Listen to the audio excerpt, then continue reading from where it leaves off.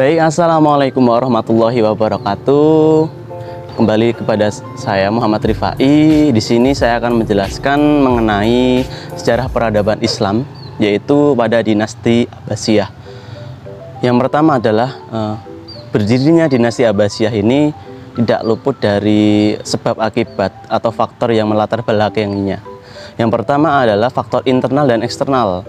Faktor internal adalah tentu berkaitan dengan semangat gigih dinasti Abbas atau pendirinya, yaitu dari Bani Abbas, paman dari Nabi Muhammad SAW, yang mana semangat gigih untuk memperjuangkan Islam atau memperjuangkan kedinastian Abbasiyah ini sangat meningkat, ya, sangat tinggi.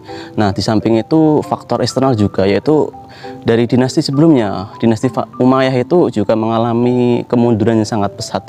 Di antaranya para pemimpin yang tidak cakap dalam memerintah, kemudian pemberontakan di mana-mana dan lain sebagainya. Nah, tentu pendiri dari dinasti Abbasiyah ini memiliki visi perjuangan tersendiri dalam mewujudkan pemerintahan peradaban Islam yang lebih maju tentunya. Yang mana awalnya dinasti Umayyah menempatkan ibu kota Islam itu di Damaskus.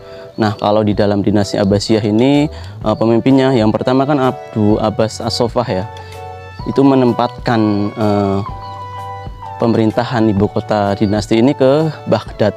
Nah, tentu hal ini menjadi cikal bakal pertama masa keemasan dari dinasti Abbasiyah ini. Nah, masa keemasan dinasti Abbasiyah akan saya juga bahas apa saja bidang-bidang yang menjadi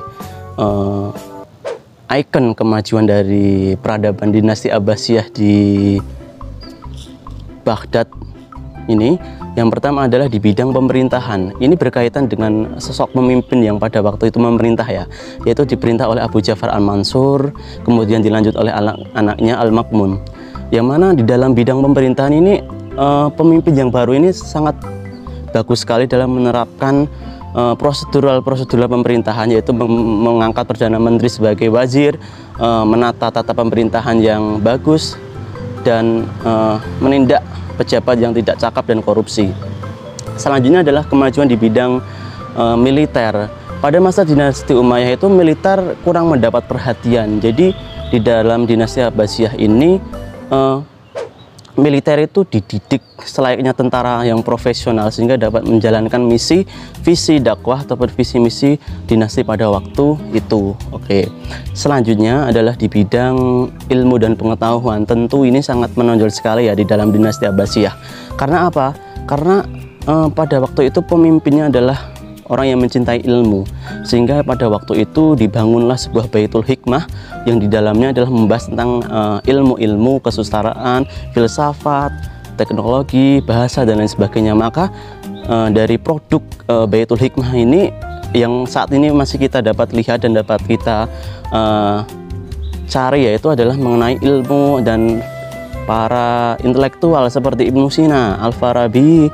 Itu adalah produk dari peradaban dinasti Abbasiyah ini. Nah, selanjutnya itu adalah kemajuan di bidang ilmu pengetahuan. Itu banyak sekali buku-buku, banyak sekali sastra-sastra, banyak sekali filosof-filosof yang lahir dalam bidang ini, yang tentunya di zaman modern saat ini tuh memiliki pengaruh yang cukup signifikan di dalam perkembangannya. Nah, selanjutnya yaitu mengenai apa saja yang perlu kita pelajari ataupun yang kita teladani dari dinasti Abbasiyah ini adalah semangat juangnya. Meskipun tentu di dalam suatu sejarah itu akan mengalami proses yang namanya berdiri, kemudian maju, kemudian mundur. Nah, kita sebagai generasi muda itu tentu harus meneladani pejuang-pejuang yang dulu gigih dalam menjalankan visi dakwah Islam. Itu bagaimana dia dapat memajukan sebuah peradaban sehingga menjadi peradaban yang sangat maju, ya, yang kita kenal saat ini. Kemegahan dari kita bisa lihat itu adalah, kalau teman-teman itu bisa ngecek di Google, itu banyak sekali kemegahan Cordova di Baghdad. Itu adalah bukti peninggalan dari kemegahan dinasti Abbasiyah ini. Nah, itu tadi sederhana penjelasan dari saya mengenai bagaimana perjalanan sejarah dinasti Abbasiyah dalam mendakwahkan Islam di dalam dunia ini. Terima kasih dari saya. Sampai jumpa di kesempatan yang akan datang. Assalamualaikum warahmatullahi wabarakatuh.